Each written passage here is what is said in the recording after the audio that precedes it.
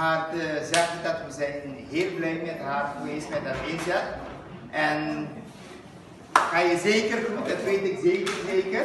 Maar ik wil even Annalisa vragen om toch iets te zeggen, want het is ook niet traditie. Het is een beetje bij beetje. Beetje bij beetje. Eindelijk hebben we Rowena Macedanki. Je hebt overgenomen van Janina. Janina is een paar keer of één keer bij jou langs gegaan.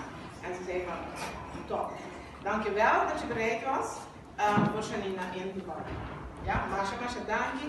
En straks in Nederland, ik weet dat je je dromen daar wil gaan realiseren. Veel succes daarmee. Stay focused. Word door Gods boom. En door Masha Macedanki.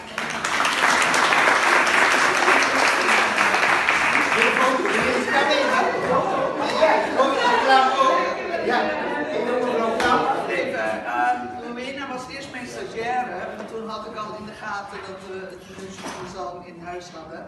En dus ik was helemaal niet verbaasd toen ze een collega werd. En ik vind ook dat ze het geweldig gedaan heeft.